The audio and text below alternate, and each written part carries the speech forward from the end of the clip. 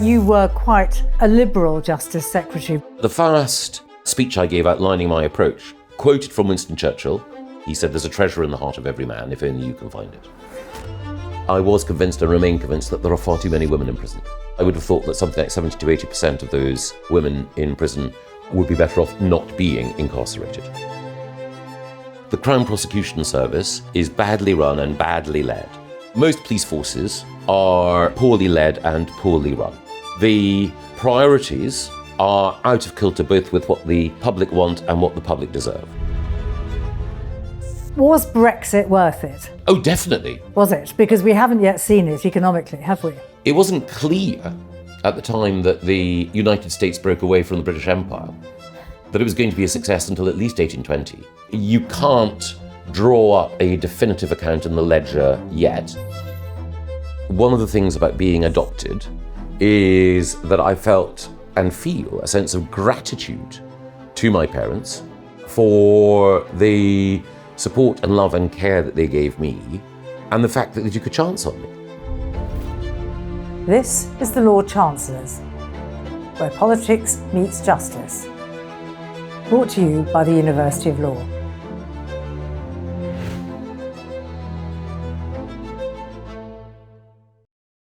Michael Gove is one of the most prominent politicians of the last 15 years. He was an MP for 19 years, held 6 cabinet positions and served under 4 prime ministers. He ran departments including education, justice and levelling up, and famously broke ranks with the Prime Minister David Cameron to support Brexit, and then with Boris Johnson to make his own leadership bid. He was born in Aberdeen as Graham Logan and spent the first 4 months of his life in a care home before being adopted. Seen by some as toxic for the radical changes he sought to make, he's nonetheless widely regarded as one of the most talented politicians of his generation. He stood down from Parliament at the last general election and recently launched a podcast series with the BBC on surviving politics. In October this year, he was appointed editor of The Spectator magazine. I began by asking him how he was finding his return to journalism. It's great fun. So I, in a way, I had a detour as a politician because, as you know, Frances, I started out as a journalist, worked for the BBC and indeed the Times, and now being back here at The Spectator, it's great fun. Yeah. And it's a wonderful team here. Yeah. I had the experience when I first arrived here, which I have increasingly often these days, of looking around the office and thinking, everyone is so young.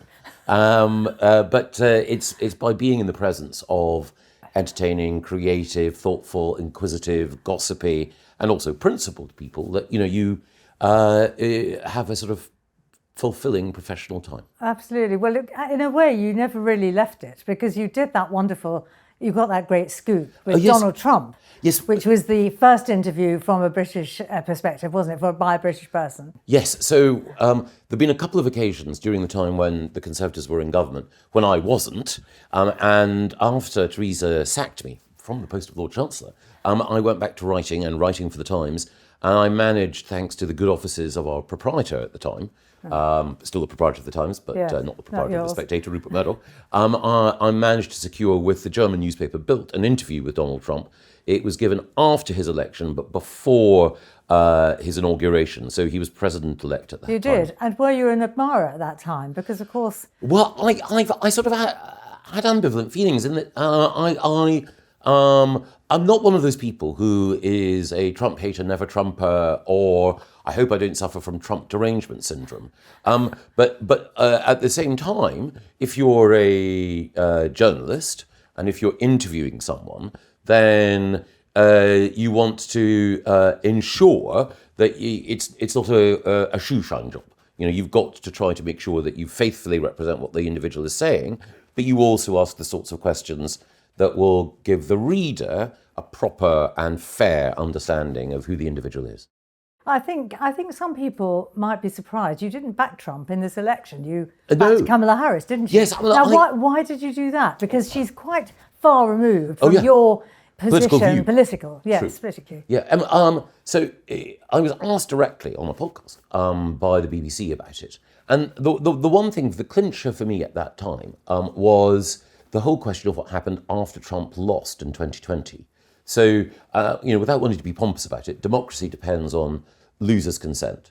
And I think the whole manner of his approach towards his defeat in 2020, leading up obviously to the events on January the 6th, that was not appropriate for the leader of the free world, for a small d democratic president. However, in that same interview, I tried to say that there were a number of things that Trump had done in his first term, particularly in the Middle East, which I thought he had received inadequate credit for. So I think it's important to try to have a balanced view overall. Some of the rhetoric that's been deployed against Trump, particularly during the campaign, the idea that he's a fascist and so on, I think is ridiculous and overblown. But at the same time, there are obvious things about him that anyone can criticise. Going back to the Brexit referendum, which of course was one of the reasons why I lost office in 2016, my view then was if you've got a major democratic event, whichever side of it you're on, you have to respect the result. And so that was the cause of my concern about Trump. Obviously, he won. Some of the things that he's done since winning, I think, incline me to think better of his approach. Others don't. So a case in point, I think the people he's picked for foreign policy roles, Marco Rubio, Elise Stefanik, are good choices. But I have to confess that his choice of Attorney General led me, not that it matters to him, to raise an eyebrow. I mean, not to linger on American politics, but Kamala Harris was a weak candidate. Oh, undoubtedly, yes. And I think that, again, there was a sort of peak-on moment when Trump visited the White House to see Biden, and Biden smiling broadly as he welcomed Trump in. And you wondered, was there a moment, well, perhaps more than a moment, when Joe Biden thought, look, people may criticise me. I was the only guy capable of beating Trump. They got rid of me, they got this new person in, and Trump smashed her. So, moment of Schadenfreude of him, I think. I suspect so. Don't you think so? Well, turning to domestic politics, you wouldn't say in your most recent interview on the subject which candidate you were backing, but right at the beginning, I think you were one of the first to put Kemi Badenoch forward as a potential leader. And I think you probably did actually favour her, did you not? Yes, well, there are two things. One, when Kemi ran in 2022, I supported her, and indeed initially thought that and hoped that she would prevail. And obviously, 2 years on, a different context, and she does prevail. But one of the things that I'm conscious of is that I'm no longer a member of Parliament. It was the MPs who were making that initial decision about who the final two were, who should go through. And then the second thing is that as spectator editor, as I discovered with the Kamala Harris thing, expressing a sort of general opinion is taken as the Spectator's full endorsement. And for that reason, you didn't want to come out in favour. I thought it was better for the magazine to not take sides in the Tory leadership contest and to give a platform to advocates of both sides, so that our readers could have a sense of both the platforms of the respective candidates and their strengths. I think yes, and not to issue a formal endorsement. That's fair enough. I think we can take it though that you yes, think she's a good choice. Oh, I do. I absolutely do. Do you think she will manage to bring together the wings of the Tory party? Is she the right person to see off reform? Well, I think so. And I think that the main thing about political leadership is, of course, you're aware of your competitors and those parties, Reform and the Liberal Democrats and Labour, that have taken away chunks of your support. But you can't alter what they're going to do. So no Conservative leader can, influence the strategy of Reform or the Lib Dems or anyone else. What you can only do is make sure that your own party is credible, authoritative, that you are an effective advocate for people who have voted Conservative in the past or who might be inclined to in the future. So I personally think that the argument about should you go right to deal with Reform or should you go left to deal with Liberal Democrats is reductionist.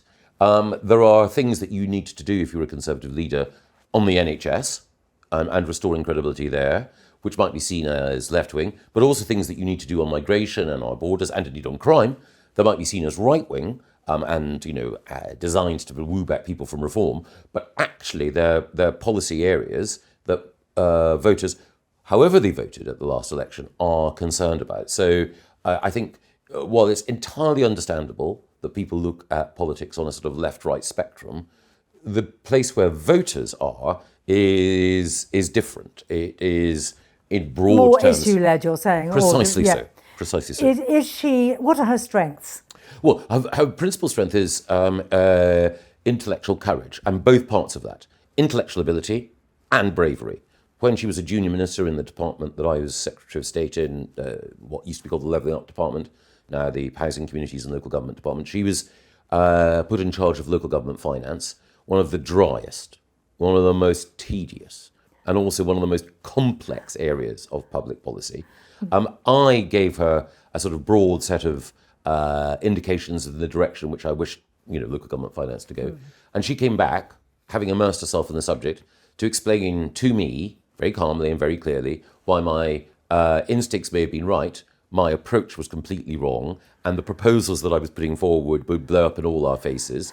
And she ran rings round me intellectually. Really? And the other thing is the courage. I mean, obviously, there have been a number of occasions when she's been, both in the House of Commons and on public platforms, when she's had to take on a sort of wave of Labour opposition, and she's fearless. So she has other strengths as well, but those two together, the intellectual clarity and the bravery, I think, are her strongest features.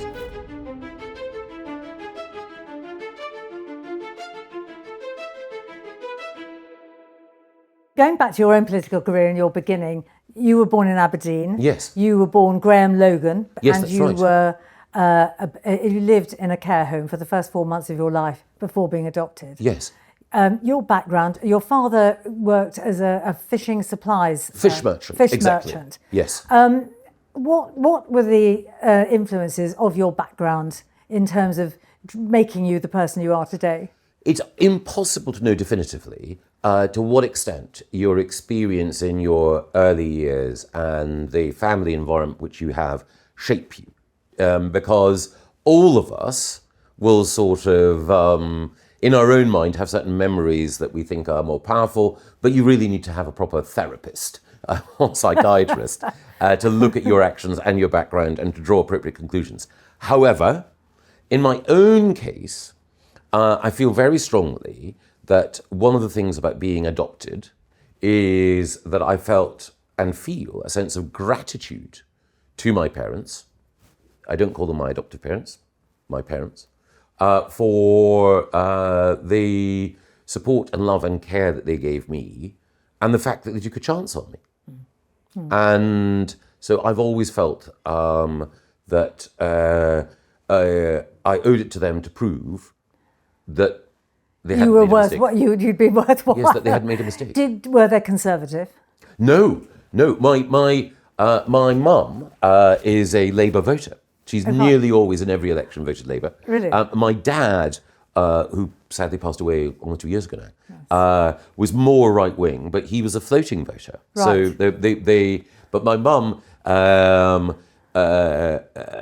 confessed to me that when I went into politics, that she had always voted Labour, and that never changed all the time. You could never manage to persuade her. No. So why did you had, at the time you went into politics, you were very well placed in journalism with a well-paid, high-positioned, influential job on the Times. Yes. So why on earth did you make that switch? Well, again, it's partly related to what we've just been talking about, but partly also related to becoming a father myself.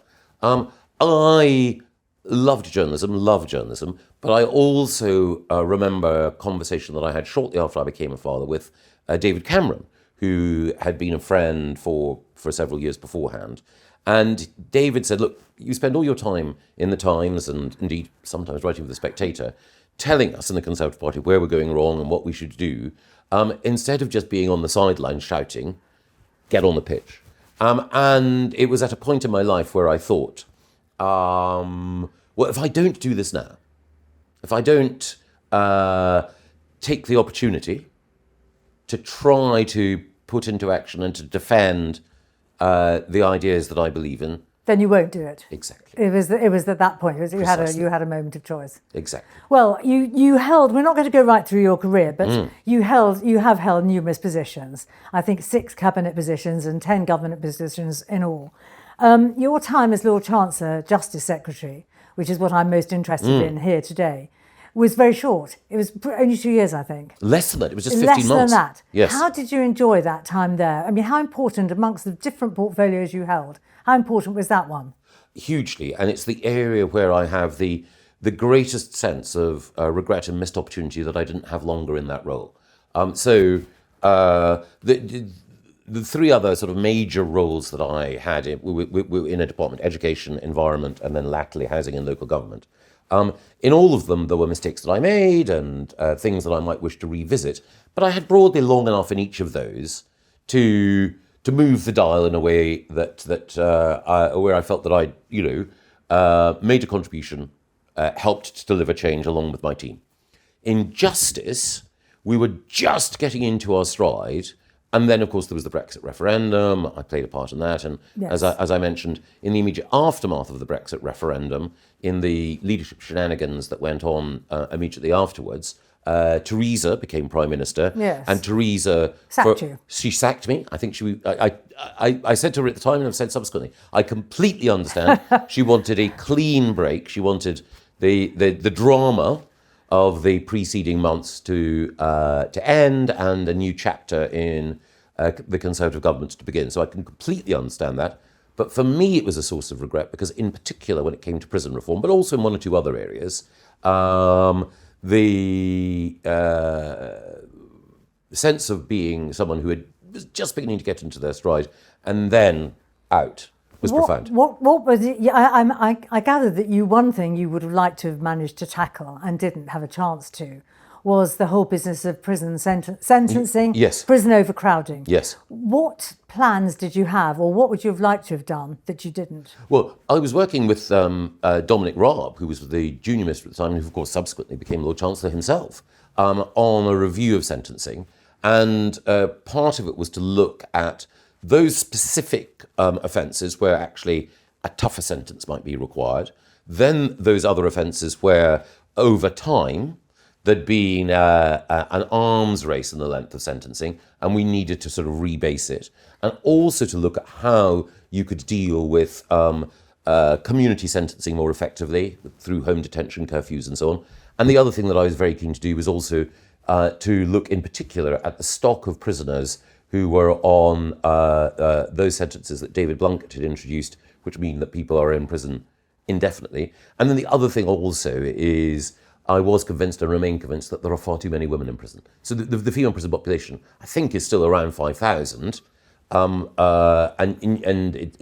It's difficult to be absolutely precise, but I would have thought that something like 70 to 80% of those women in prison would be better off not being incarcerated. We've got a crisis in the prison house, record numbers, yes. Nearly 100,000. What is the solution at the moment? I mean, is it right that we should be letting out prisoners? Is it right that we bring down sentence levels? That's under review, as you know, by David Gauke. I mean, what is the solution? I don't think there is an instant solution. So I think it is the case, as my previous point about how to review sentences indicates that a sentencing review is right. I think that there are some cases where sentences could and should be longer. But it's also the case that we have a prison population at the moment so high, and in particular, a prison system under such strain that the work of rehabilitation in prisons is dramatically impeded. Now, you could resolve this problem by having significantly more prison places, an investment in education and rehabilitative work in prisons. But to be fair to the current Lord Chancellor, it is not the case that the Chancellor of the Exchequer is prepared to spend that amount of money. One of the things that we were planning to do was, when I was there, was to change the physical nature of the prison estate by selling off prisons in urban areas, Wormwood Scrubs, Wandsworth, Brixton, and so on. The old Victorian ones? Or? Exactly. Yeah. Building new prisons which were in locations that would allow us to have the sorts of facilities and support required. And it would be justified on the basis that these prime inner city sites could be developed for housing or for commercial use in a way that would work. And George Osborne had a very well thought out plan for that and had set capital aside. But of course, when Theresa came in and Liz Truss came in as Lord Chancellor, that plan didn't reach fruition. There were a variety of other priorities that they had. No. I mean, how much responsibility do you think the Conservative administration must bear, really, for the fact that we've reached this crisis point? Well, I think it's, obviously anything that's happening at the moment, whether it is what's happening in our prisons or the state of our economy, Labour are increasingly taking ownership of. But of course, we have to be honest about the fact that for 14 years we were in power. Therefore, the inheritance that we bequeath to the government, we have to acknowledge and take ownership of. However, I think that, in fairness, one has to take a couple of steps back, because I think it's been the case that politicians of all parties have tended to attempt to outbid each other, both in demanding that sentences be longer, almost across the board, but also in thinking about new offences. And it's very difficult overall to make the argument against a new focus on tougher sentences for crimes that may have been underreported or which may have been, not effectively pursued and prosecuted in the past. So to take a case in point, we as a society now are much more aware of, sensitive to, and determined to counter domestic violence. Mm-hmm. It is absolutely right that we do so by making it a priority for the police and making sure that those who perpetrate domestic violence face severe sentences, including custodial sentences. But of course, even as we do that, that means that there are other crimes with already existing serious sentences resulting in incarceration. So overall, the pressure on the criminal justice system becomes greater. And is it actually politically impossible, particularly for a Conservative government probably, ever to take measures that will see people released, except of course now we've got an emergency. But in general, to kind of bring down sentencing levels, is that an impossibility? And square that with a toughness on law and order? I don't think it's an impossibility, but I think that you need to do three things at once. So the first thing is you need to make it clear that it's not a blanket reduction. So I understand why Shabana Mahmood felt that, and why it was recommended to her, that we simply reduce the amount of time for a set number of offences for which people would be in prison. So it was a sort of blanket across the board, release early approach. I understand that. You understand it. Do you not agree with it? In the circs, given the timing, I understand it. But what you really need to do, and this is what I think David Gauke, or I hope David Gauke will do, is to look at sentencing in the round. If people believe that it is simply the case that all sentences of whatever kind are being reduced, then they are either they're concerned, they're suspicious there may be an ideological motivation, or they're suspicious overall that you're simply doing this because you can't manage the estate. And that leads to an erosion of trust and faith in the criminal justice system. So the first thing is demonstrate that you're looking at it in the round, demonstrate that it is not simply about reduction, it's about recalibration overall, and that there are some crimes where tougher sentences are appropriate. The second thing is to make sure that alternatives to prison, both community sentences, which have never really been regarded by the public. I mean, they don't carry any sway. Make sure that they are seen to command public confidence. And then the third thing is also make sure that you have rapid justice. One of the lessons that I learned when I was in the job is that we don't have a single criminal justice system in this country. So we have a policing system, a prosecutorial system, a court system, a prison system, and a probation system, and they're insufficiently well integrated.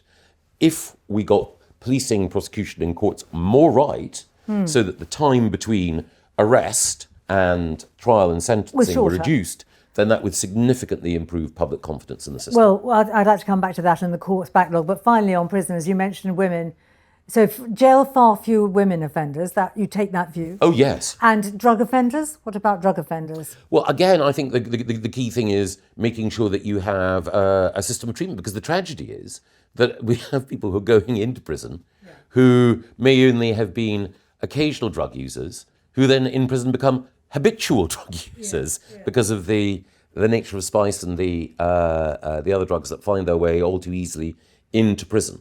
But as I say, the two blocks of prisoners where I think we should definitely take steps to reduce numbers, IPP and female prisoners. More broadly, as I say, you need to look overall at the system as it operates in our courts, the nature of offences, the nature of offenders. So I think my advice to Shabana Mahmood, David Gauke and others is don't take a blanket approach.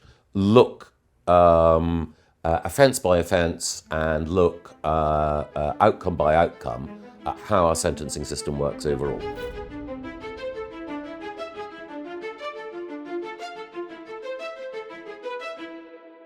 I think people might be surprised. I mean, just looking back, you were quite a liberal Justice Secretary, really, weren't you? You have some sympathy for people who find themselves in prison. Oh, yes. You say, I've heard you say, we mustn't judge people by the worst mistake they've made in their lives. Absolutely. So you're not a sort of hanger and a flogger. You are actually quite a liberal. Again, it's always difficult to, decide which label should be fixed to you or decide which badge is right. But it's certainly the case that the first speech I gave outlining my approach, quoted from Winston Churchill, in which, when he was Home Secretary and talking about prison policy, he said, "There's a treasure in the heart of every man, if only you can find it." And it might sound trite and sentimental, but it is something that I do profoundly believe. The number of people who are truly evil, from whom society needs to be protected for all time, is small. And it is the case that one of the functions of the justice system should be to, A, appreciate some of the circumstances that mean that people have been drawn into the criminal justice system. That's not absolving them of responsibility for their actions, but it is understanding the context, and by which I don't mean necessarily the socioeconomic context, but the context in which they were brought up. And then the other thing is that the criminal justice system should be there to rehabilitate. And the other argument I made is that people in the criminal justice system are society's liabilities.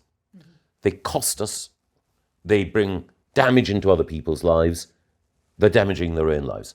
You want individuals to be assets. You want people at the end of their involvement with the criminal justice system to be able to contribute economically and to be good citizens. That should be the aim. Well, court backlogs, you mentioned the different sectors. At the moment, we've got horrific delays. You say it'd be better if we speeded things up, which obviously it would be. But what can be done about it? Only money, and there isn't any. Well, certainly money, but my own view is that, and here I'm probably more hawkish. Most police forces are poorly led and poorly run. The priorities are out of kilter both with what the public want and what the public deserve. The preparation of material for prosecution by the police and its handover to the Crown Prosecution Service is too poor in too many areas. The Crown Prosecution Service is badly run and badly led. And the operation of our courts... Do you mean the current DPP, or are you talking about, or just the whole running of it, the whole structure of it? The whole structure of it. Nothing against any individual, and certainly not the current DPP. And then the courts are poorly managed, and one of the reasons for that is the role that the judiciary have in things like listing and so on. One of the... Should they not have that role? No.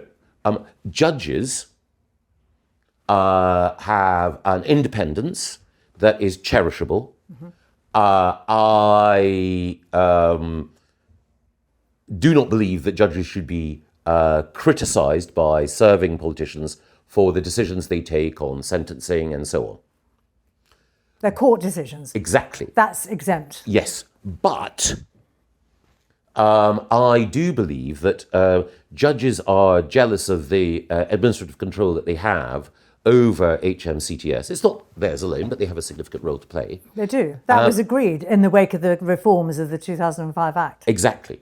And I think that judges should be judges. They shouldn't be involving themselves in the management of the estate in that way. And I also think that you could have a much more effective use of the judicial estate, the court estate, than we do at the moment. And again, to be fair, at certain moments, we have seen the justice system step up in the wake of the riots in 2011, in the wake of the most recent riots this summer. So now some would say, well, you can't keep the justice system travelling at top speed all of the time. I accept that. But it can certainly be faster and more effective than it is at the moment. I mean, that's an interesting illustration, because I think the judges were prickly over mentions by I think it was the Lord Chancellor, the current Justice Secretary. Oh, yes. Or the one at that point who said, oh, yes, we'll bring in a lot of judges to process these cases. Now, they didn't like that. No. Because it was for them to decide the sitting, the numbers, and so on and so forth. You're saying they shouldn't actually be in charge of any of that? No. I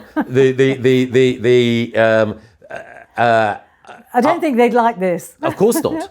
No. I remember, I won't say who, but there was a very senior member of the judiciary when I was outlining a very vanilla and mild version of this, who regarded what I was saying as a constitutional outrage. Was this when you were in office? When I was in office.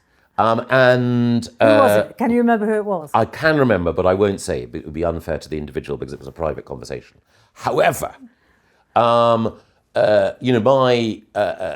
view was that a bit like the ability of consultants within the NHS to organise their work, this is an example, to use a sort of wonky, nerdy phrase, of producer capture. So, the appropriate delineation is politicians safeguard the independence of the judiciary. So what happens to the court service? That should be taken over by the entirety by the civil service. It should be run like any other public service. It's actually the case that not every public service in the NHS isn't, but it should be run in such a way as to maximise the efficiency of the estate.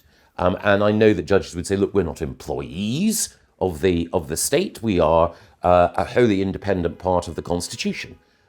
I accept that. But you're talking about the courts and the court staff. Exactly. Now, you tried to raise this when you were in office, did you, with them? Yes, gently. And it and it didn't go down well. Certainly not with the judiciary, no. No. I was very sympathetic to them on lots of other areas, and could understand and shared their concern about, for example, access to justice overall, and the challenges that reductions in legal aid spending had. And also, I was and remain worried about the future of the criminal bar. And obviously the criminal bar has generated is for the judiciary absolutely vital. Its health is absolutely vital, both for the efficient operation of our courts, but also for a pipeline of talent going into the judiciary overall. Yeah. But as I say, what I tried to do was to look at things issue by issue, and where I found that I was in agreement with the judiciary or individual judges, I felt reassured. Where I didn't agree with them, I was always a bit worried, but I tried to follow through on the logic of it. On your relations generally with the judiciary, were they good? I mean, how did you get on? You were actually quite well regarded, given some of the incumbents of your office. I loved spending time with and talking to judges. They didn't even mind you weren't a lawyer. I think they would have preferred if I were. Well, they must have done.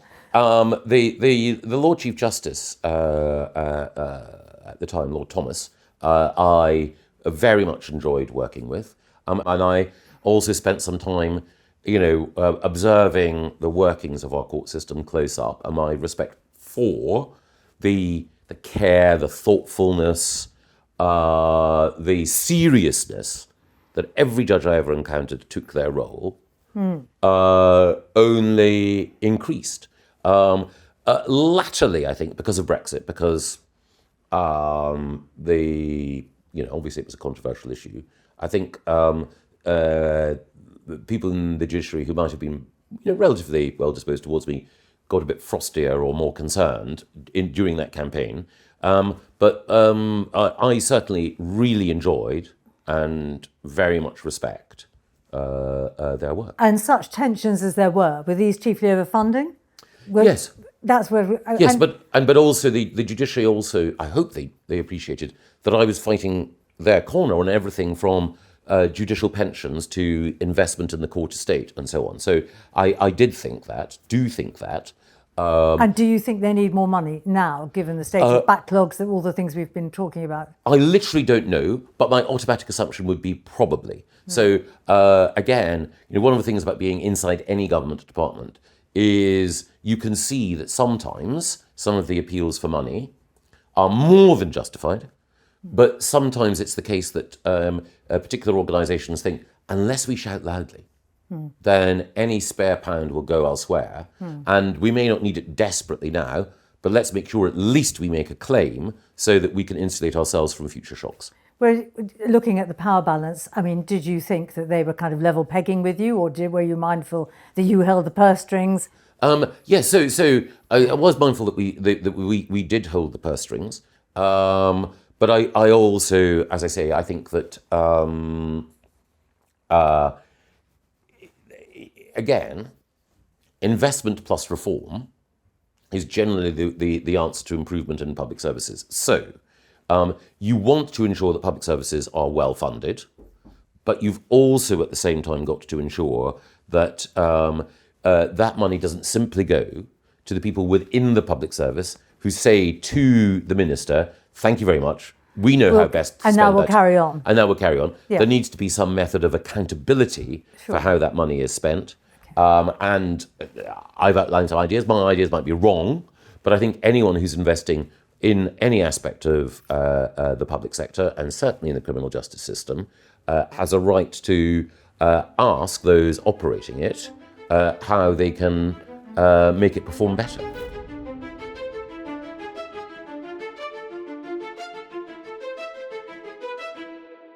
What about the whole fiasco, let's call it that, of enemies of the people? Oh, yes. And your successor, Liz Truss, who failed to stand up swiftly and defend the judges when they were under attack. What did you think about that? Did you think she handled that badly? I think she was in a terrible situation because, on the one hand, the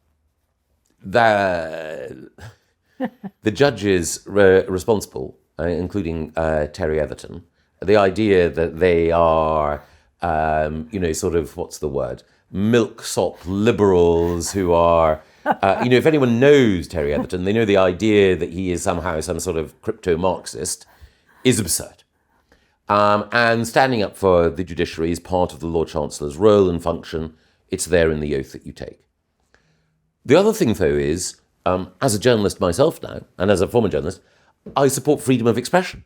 So, well, that's Liz Truss's argument. Yeah. So I think she was in a very difficult position. The other thing also is that Number 10 at the time didn't want Liz to say anything because they didn't want to, be seen to be having a downer on freedom of the press. So I think it's a really difficult one. Yeah. And so I wouldn't criticise Liz for that. I know that the judiciary felt let down. I know that they felt that it was her responsibility for her to stand up for them. But I also know that for Liz, whatever her other strengths and weaknesses, she, like me, is a strong believer in free speech. I know that she would have felt unhappy about saying something that might have been construed as a politician telling a newspaper editor what they should put on their front page as well. Because celebrating the independence of the judiciary and standing up for them is critically important in a free society. But so is also defending the right of newspapers to say what they want, even if you profoundly disagree with it. She didn't need to go that far. She didn't actually need to tell them what to put on their front pages. She could have actually defended the principle. They weren't there to say answer for themselves. No, quite. But yes, it was a dilemma. I agree. Yes. But it did damage relations, didn't it, between the judges and ministers? Definitely. Particularly the Lord Chancellor's position. Definitely. And I think she was moved on account of it, really. I don't know that was the reason. It was one of them. Yes, I mean, I was a backbencher at that time, and as I say, I sympathise with the dilemma and the position that Liz was in. Yes. Do you think that she and maybe some members of the various administrations you've been in have a different attitude? And is there a changing attitude to the rule of law? I mean, that's what judges argue. They say it's been more cavalier, more disrespectful. Well, I don't think so. And I'd say two things as well, which is I refer to one particular judge, Terry Atherton, and as I say, the idea that he's a raving lefty is nonsensical. However, it is the case that legal philosophies and their power change and influence over time. So our current Attorney General, Richard Hermer, gave a very thoughtful lecture to the Bingham Centre for the Rule of Law. And in it, he outlined a particular conception of the rule of law, what he called a thick conception of it. And it's intellectually rigorous, but it's also politically progressive. It's of the left. It is. It's underpinned by human rights. Precisely. And expansion of. Yeah, really. So it is the case that there's a particular type of legal philosophy, black letter law, which is that you don't attempt to have an expansionist view of the rule of law. Now, our current Attorney General thinks that is a thin and inadequate conception and can sometimes act as an inadequate approach facing the rise of populism. I disagree. I, as an individual, were I a lawyer, and I'm not, would favour a black letter law, strict interpretationist approach. And I think that Richard Hermer's approach, and I think it's also Keir Starmer's approach, as it happens, is taking things in a particular direction. Now, judicial independence also involves having a range of views within the judiciary and a range of views within the legal profession overall, so that these ideas can contend. And I would say, and I do not want to, blight his prospects, but I think that Ian Burnett, when he was Lord Chief Justice, was someone whose legal philosophy was less in favour of a thick rule of law and more respectful of the position of the legislature and the executive, and a recognition that if the legislature and the executive decided on a particular course of action, it was not for the judiciary to seek to use an East End criminal phrase, which was put manners on them. It was shown that in his rulings, wasn't it? Yes. And I think it's very interesting because there is a view regarding the rest of them, if one can lump them together. Yes. And obviously one can't. But people do consider them as a sort of Remainer elite. Yes, well, I think that's how Charlie Faulkner put it not long ago, and I think he's right. Yeah, no, I think that's right. Now, obviously, you can have people who, a case in point, Jonathan Sumption voted to keep us in the European Union. He is a Remainer, but he's not a liberal, as his views on the ECHR and his views on other issues are clear. I mean, he's one of our most brilliant legal minds. So I think you can have a reductionist view whereby you lump all, of the judiciary together. That does not do justice to the sophistication of their views. And but at the same time as recognising there are a range of views, and these views are more complex than a simple pigeonholing would allow. At the same time, I think it is legitimate for politicians and indeed for journalists, without criticising individuals, to say, look, these issues, these aspects of legal philosophy are contestable and contested. They're contested by lawyers themselves, and we're allowed to have a view too. So it is manifestly the case that whoever is president of the Supreme Court has a difficult job and their judgments should be respected. But Lord Reid and Brenda Hale have different legal philosophies. They do. And it is perfectly legitimate to be aware of that.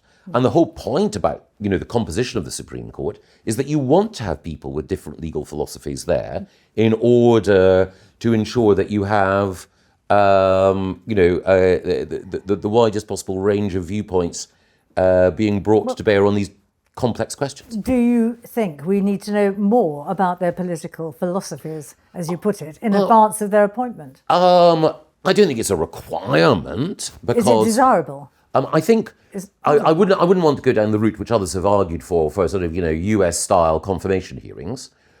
But I do think it is legitimate to look at the judgments that people have come to, the lectures that people have given, in order to understand their legal philosophy. And I don't think that's taken into account when they're appointed, is it? And you're saying it should be, perhaps? No, the work of the Judicial Appointments Committee should be independent. The person who does that should do it in an appropriate fashion. All I'm saying is that it's not about the appointment system, it's about the broader debate overall. So what I think is wrong is if simply because the government takes a view and a court takes a different view, that is not the government being contemptuous of the rule of law per se. It is perfectly possible for someone to take a couple of steps back and to analyse what the philosophy behind the judgment is and to draw conclusions.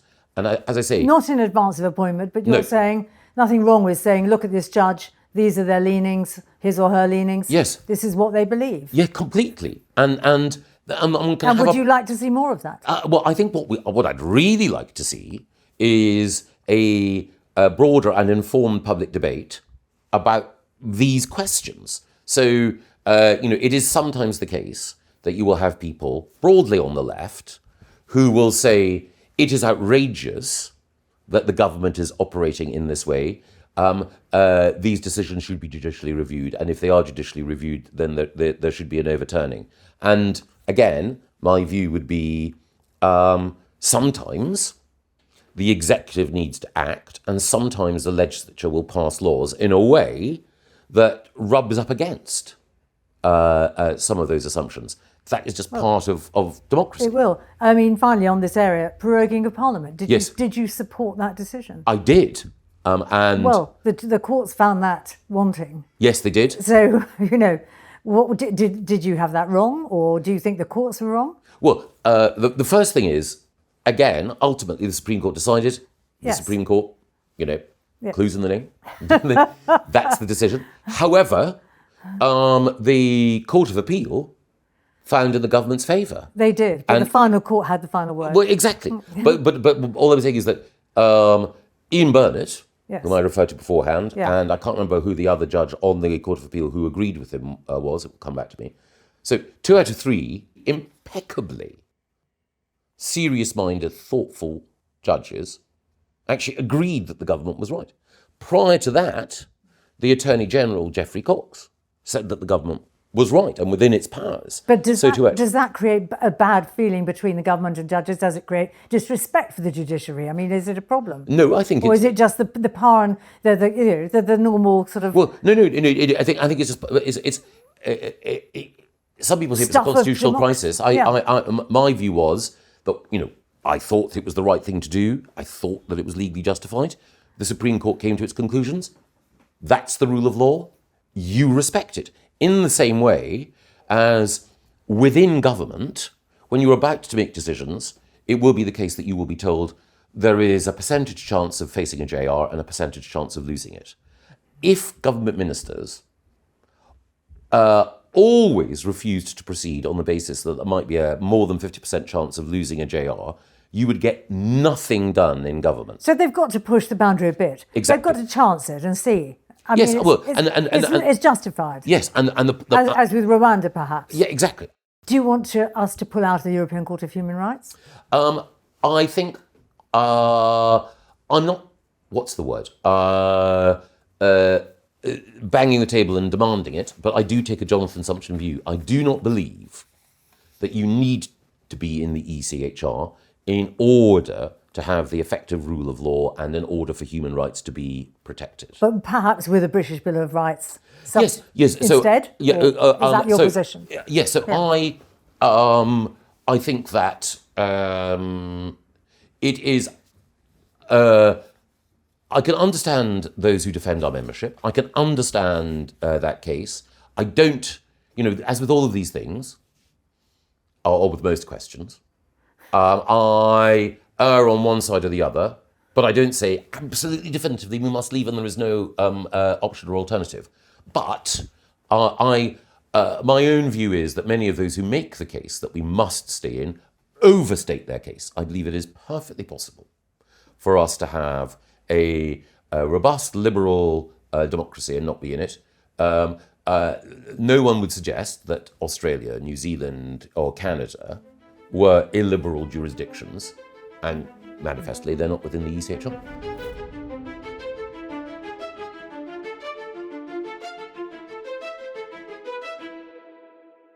Looking back, your achievements and regrets, was Brexit worth it? Oh, definitely. Was it? Because we haven't yet seen it economically, have we? Well, I think it's always the case with any change of that kind that there is some initial friction. But I was in a conversation with academics about this the other week, and the point I made is it wasn't clear at the time that the United States broke away from the British Empire that it was going to be a success until at least 1820. At the time that the 26 counties seceded to form the Irish Free State, it wasn't clear that was going to be an economic success until arguably the 1970s or 80s. We might have a few decades to wait. Is that what you're saying? No, I'm just saying that democracy It takes time. Is, to me, the accountability of politicians, the most important thing. But secondly, I think it's already the case that in at least two areas, regulation of artificial intelligence and regulation of life sciences, and in particular gene editing, that there are significant economic potential gains for the United Kingdom. So that,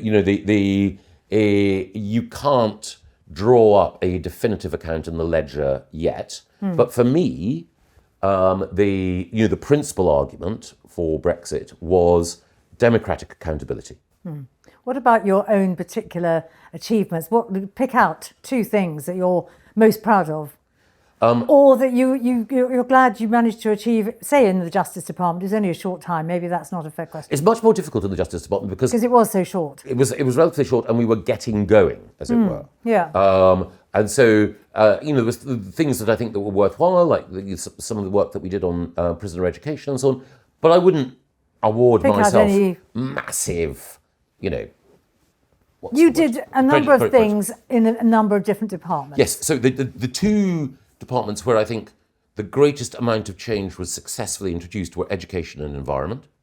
And I would think that if I look at education, the fact that we established schools which proved that children from disadvantaged backgrounds could, with the right teaching methods and the right support, soar to the very top academically.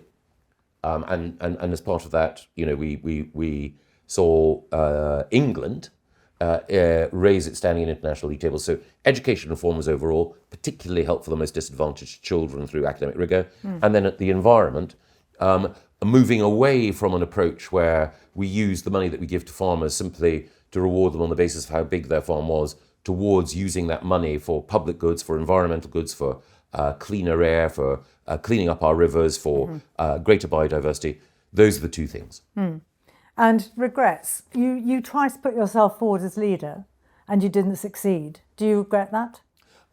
Well, no. I mean, I think that actually, ironically, I think that at both moments, it was probably the best result for the Conservative Party and the country. So I don't regret standing, but I think it was,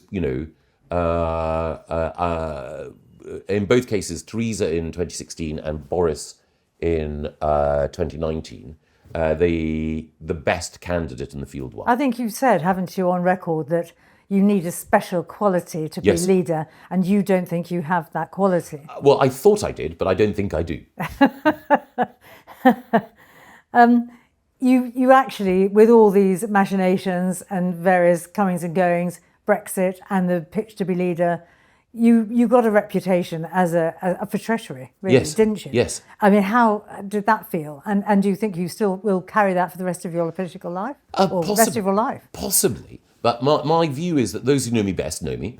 And you can't have a political career, and certainly one where you're around for a bit, without there being some black marks against you, some characterization, mischaracterization, which is critical. So Peter Mandelson, whom you interviewed recently, whom I interviewed recently, has a reputation as a Machiavel. And the point that he made, which was very flattering to me, was that he and I were similar in that we're both people who were quick with an opinion and who were impatient for change, and as a result made enemies and excited suspicion. So that is a factor. That's a flattering account. Other people listening or watching might say, catch yourself on. Actually, the reality is X or Y. My view is people will form their own judgment.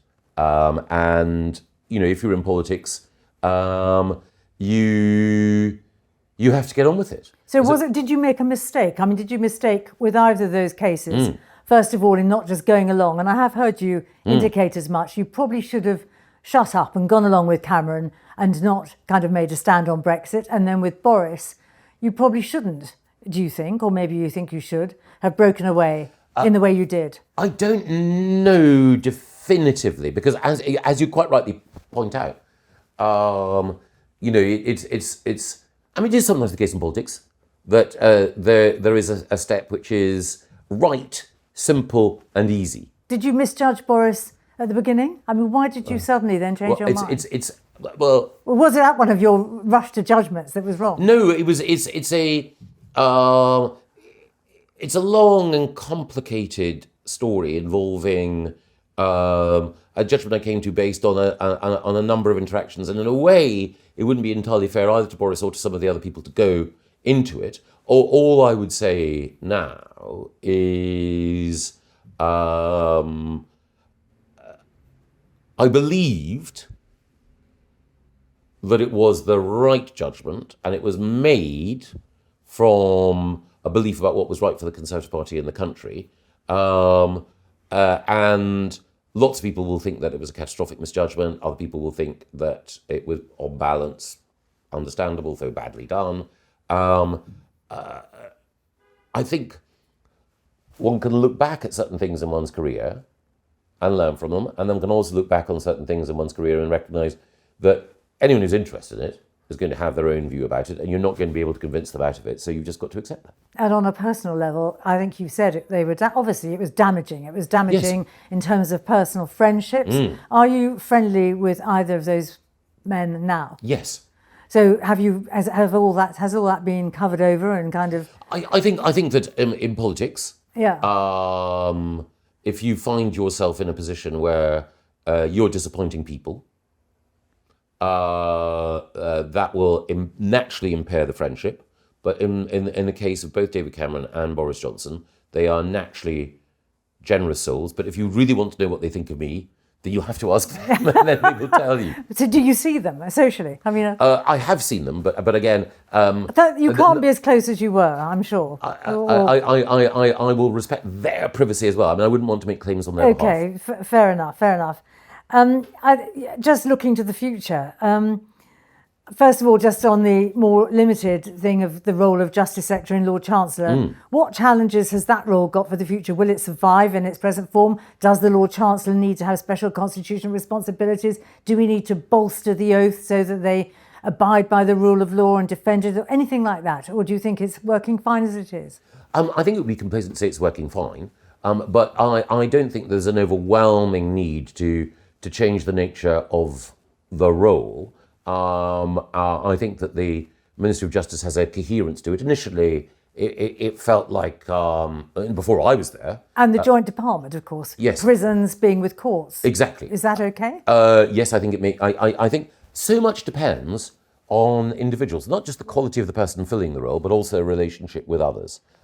And it is perfectly possible for the right individual, using the powers they have, the oath that they have, and the position in the cabinet that they have, to be highly effective in that role. And it just So depends. that judgment is crucial, but we can't guarantee it, can we? No, but in the same way, even if you changed even if you changed the structure, and you had the wrong person in that role, or the political climate was problematic, then it wouldn't work. So, one thing, a genuine sadness, I think the person who had the potential to be a truly great Lord Chancellor was Alex Chalk. You had someone of really top-rate intellectual quality who commanded the respect of the legal system and the judiciary, and you had an analysis of what required to be done in the prison system. And you don't need to agree with every aspect of what Alex was putting forward to recognise that it was sophisticated and coherent. And what challenges do the judges face in the future? Well, I think one of the challenges that the judiciary faces is the talent pipeline. Is it the case that there are people coming through in the bar at the moment, and indeed in legal academia, who will step up and take on those roles? I think the second one also is making sure that there is sufficient diversity of opinion on the bench. That I think it would be a mistake for the judiciary to allow themselves to be caricatured or painted into a corner as all of one view. Which is a danger, and which is happening. But that comes down to appointment. But you're still saying don't analyse their views before they're appointed. Well, I think, but be aware of it. Be aware of it, and also don't appoint in your own image. Perhaps. Yeah, exactly. And it is for the Judicial Appointments Commission to make those decisions. And by definition, you want to appoint people to that body who have a care for pluralism and for diversity of opinion.